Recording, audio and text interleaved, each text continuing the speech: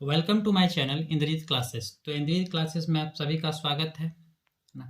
तो आज हम लोग क्लास 10 मैथमेटिक्स का चैप्टर नंबर 5 जो कि है अर्थमेटिक प्रोग्रेशन, जिसको हिंदी में बोला जाता है समांतर श्रेणी, है ना, को लेकर फार्मूला को लेकर एक वीडियो बनाने जा रहा हूँ, है ना। इससे पहले भी हमने जितना भी वीडियोस बनाया है ना, उसमें आप लोगों ने मेरा फेस देखा होगा। आज मैं अपने प्लेस से बाहर घूमने के लिए आया हूँ। आज ना तो मेरे पास माइक है और ना ही अच्छा बोर्ड है जहाँ पर मैं अपना फेस दिखाकर वीडियो बना सकूँ, है ना।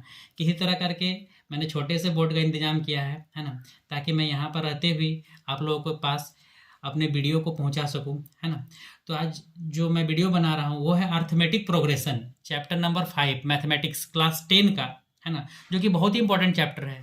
ये चैप्टर क्लास 11 में भी आपको पढ़ने के लिए मिलेगा, है ना। अर्थमेटिक प्रोग्रेशन जो चैप्टर है ये क्लास 11 में भी मिलेगा पढ़ने के लिए और 10 में भी है ना। बहुत इंपॉर्टेंट चैप्टर है ना। कंपटीशन एग्जाम के लिए भी इंपॉर्टेंट चैप्टर है ना। तो ये जो चैप्टर है अर्थमेटिक प्रोग्रेशन, जिसको हिंदी में बोला जाता है क्या, समांतर श्रेणी, है ना।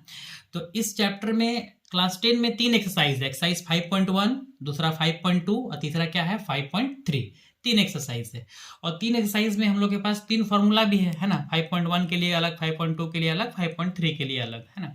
तो एक एक करके हम लोग क्या करेंगे, फार्मूला को देखेंगे, समझेंगे कि कहाँ पर कौन सा फार्मूला यूज होगा, कैसे पता चलेगा कि इस जगह पर ये फार्मूला यूज होगा, है ना।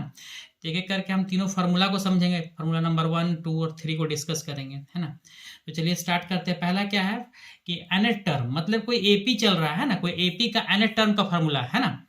मतलब कोई भी एपी का जनरल टर्म निकालना, 5th term, 6th term, 7th term, है ना। तो उसके लिए फार्मूला क्या है कि an इक्वल टू क्या है, an equal to a plus n minus 1 into d. N का मतलब होता है नंबर ऑफ टर्म्स, मतलब अगर 5 टर्म निकालना है तो ए 5 लिखेंगे, 6 टर्म निकालना है तो ए 6 लिखेंगे, जितना टर्म निकालना है वहां पर ये लिखेंगे।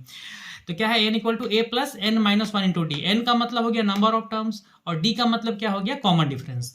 तो ये फार्मूला टर्म निकालने के लिए, कोई एपी का कोई भी टर्म निकालेंगे तो इसी से निकलेगा क्या कि a n equal to a plus n minus 1 into d, है ना। Next formula number 2, sum of nth term.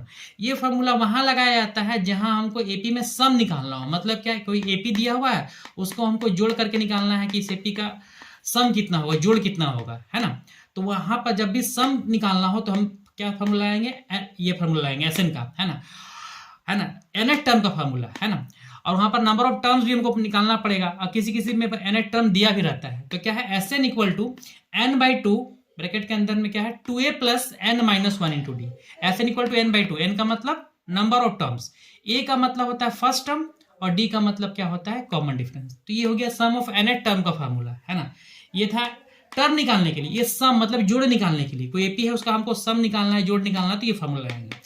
तीसरा फार्मूला भी सम निकालने के लिए, लेकिन ये फार्मूला कहाँ यूज करना है, जहां मेरा फर्स्ट टर्म और क्या दिया रहेगा, लास्ट टर्म ए और एल दिया रहेगा।